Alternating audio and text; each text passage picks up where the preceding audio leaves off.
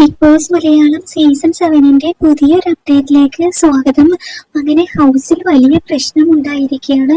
അനുമോൾ അവിടെ നാട്ടു തല്ലിയാണ് വീണിരിക്കുന്നത്. ഇവിടെ ഒരു ടാസ്ക് കൊടുത്തിട്ടുണ്ട്, ക്യാപ്റ്റൻസി ടാസ്ക് കൊടുത്തിട്ടുണ്ട് ബിഗ് ബോസ്.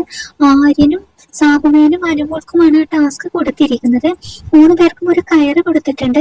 ഒരു കൈ കൊണ്ട് ആ കയറിൽ പിടിക്കണം, ആ പിടി ഒരിക്കലും വിടാൻ പാടില്ല.